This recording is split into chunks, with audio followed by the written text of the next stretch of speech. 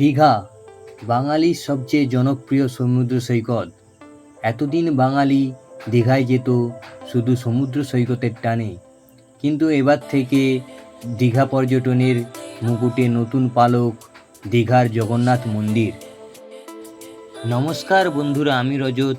আপনারা দেখছেন আমার চ্যানেল, আপনাদের চ্যানেল ট্রিপ টু ট্যুর। আজকের এই ভিডিওর মাধ্যমে আপনাদের ঘুরে দেখাবো দীঘার জগন্নাথ মন্দির।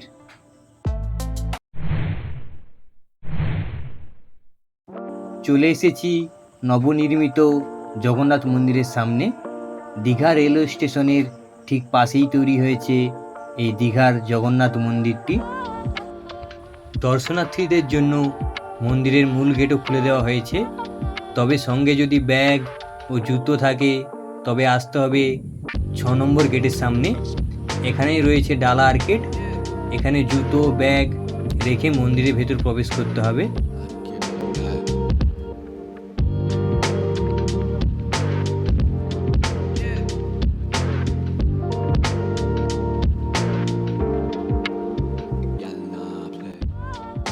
পাশেই একটি অস্থায়ী হোমকুণ্ড রয়েছে। এখানে উদ্বোধনের দিন পূর্ণযজ্ঞ করা হয়েছিল। মন্দিরটি সর্বসাধারণের জন্য খুলে দেওয়া হলেও কিছু কিছু কাজ এখনো বাকি রয়ে গেছে।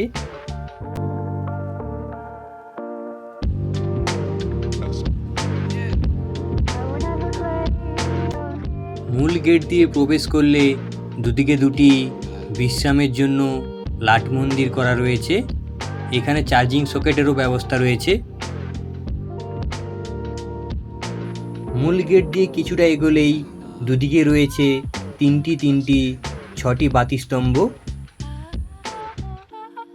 এরপর মন্দিরে প্রথমেই চোখে পড়বে সুউচ্চ অরুণ স্তম্ভ। পুরীর আদলে এখানেও তৈরি করা হয়েছে অরুণ স্তম্ভ।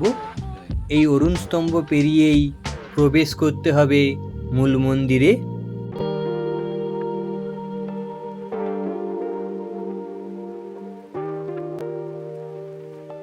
প্রথম মন্দিরে প্রবেশ করলেই ডান দিকে চোখে পড়বে জগন্নাথ দেবের মূর্তি।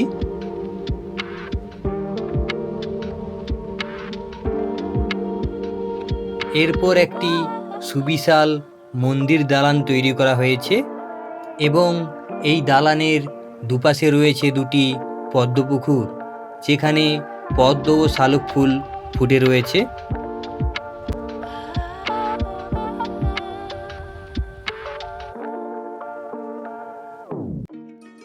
এরপরের মন্দিরে প্রবেশ করলেই চোখে পড়বে ডান দিকে রয়েছে কালো পাথরের তৈরি একটি বিষ্ণুদেবের শায়িত মূর্তি।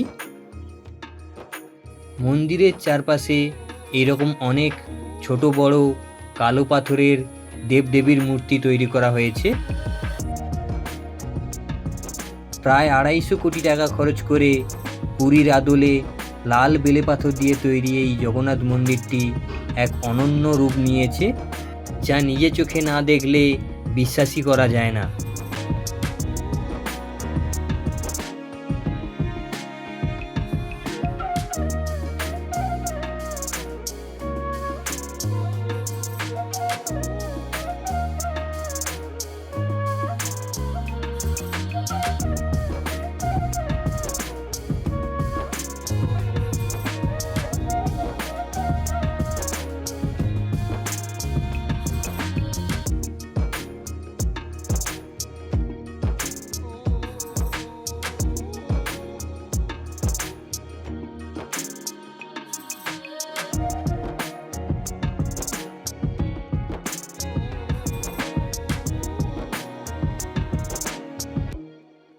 মন্দিরটি রোজ সকাল 6টা থেকে দুপুর 1টা এবং বিকেল 3টে থেকে রাত্রি 9টা অবধি খোলা থাকে। মূল মন্দিরটি প্রায় 213 ফুট উঁচু এবং এই মন্দিরটির চারপাশে বড় বড় গম্বুজে রয়েছে কলিঙ্গ শিল্পের নিদর্শন।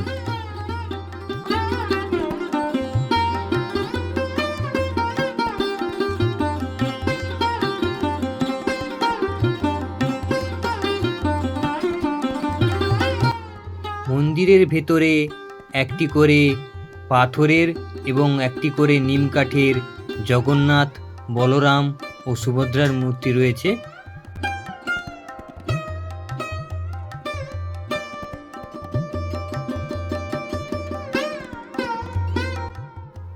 পুরীর মতো দীঘা জগন্নাথ মন্দিরেও রোজ ঠিক বিকেল 5টায় মন্দিরের ধ্বজ পতাকা পরিবর্তন করা হয়।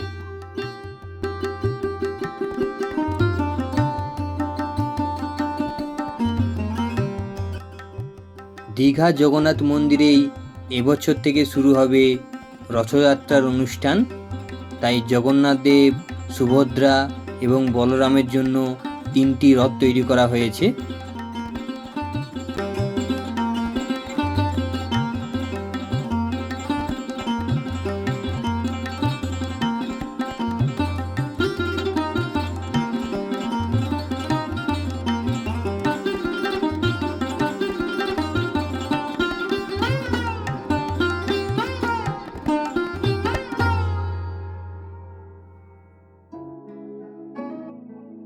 দীঘায় জগন্নাথ মন্দিরের ঠিক সামনেই একটি জগন্নাথ দেবের পার্ক তৈরি করা হয়েছে।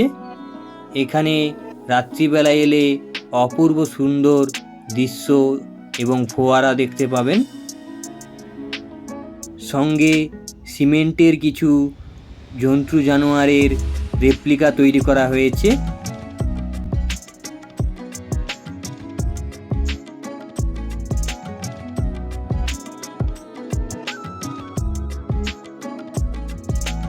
এবং এই রাস্তা ধরেই সোজা আপনারা পৌঁছে যেতে পারবেন জগন্নাথ দেবের সমুদ্রের ঘাটের দিকে।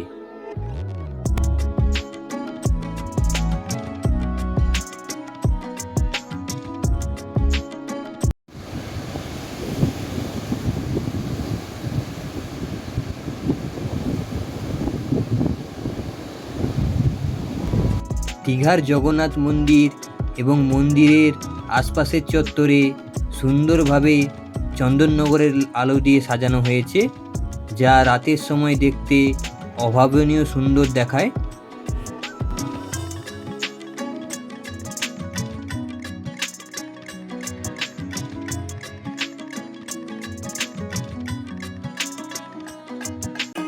তো বন্ধুরা, ভিডিওটি কেমন লাগলো?